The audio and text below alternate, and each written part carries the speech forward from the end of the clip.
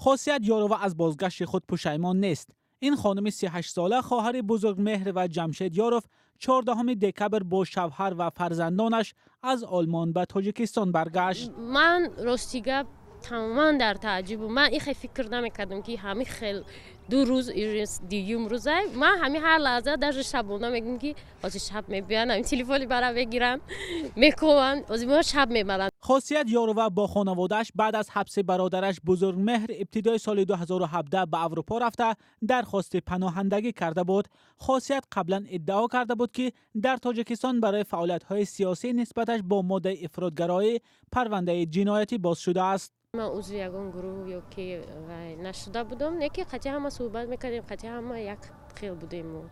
مقامات رسما درباره پرونده خاصیت یا برگشتن وی چیزی نگفتند، اما سخنگوی وزارت کارهای داخلی گفت عفو آنهایی که با افراطگرایی گمانبر بودند و با خواهش خود برگشته و در جنایت‌های سنگین دست ندارند ادامه دارد.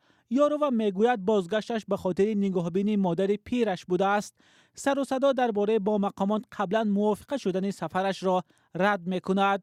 ما یگان مسئولیت پیشکی نداشتیم.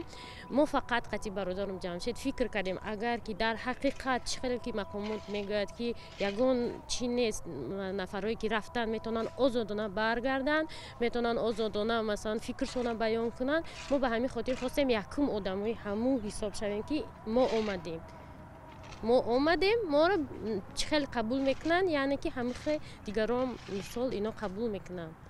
یگان ترسانده وقتی اومدن بله بسیار ما را ترسانده بودن. خانواده خاصیت یاروا تا حال سند پناهندگی دسترس نکرده بودند. میگوید در آلمان زندگی خوب داشتند و این مدت تلاش به سازمان‌های جهانی رسانیدن قضیه برادر زندانیشان ثمر داده است. بزرگمهر یاروف ادوکات معروف تاجیک ماه سپتامبر سال 2017 با اتهام سنگین به 28 سال زندان محکوم شده بود. سازمان‌های بین المللی و خود بزرگمهر در دادگاه حکم را دارای انگیزه‌های سیاسی می‌دانند. ماه پیش بر اساس قانون نوی عفو از حکم بزرگمهر یاروف 6 سال کم کرده شد. برای برادرم همیشه مبارزه میبریم که برای آزادیش، برای که هر نفر آدمی شخصی نزدیکش اگر گناهکار هم باشه هیچ وقت گناهکار حسابش نمیکنه. برای ما بزرگمهر همیشه بیگناه حساب میشه و ما چیزی که دستمون بیاد برای بزرگمهر میکنیم.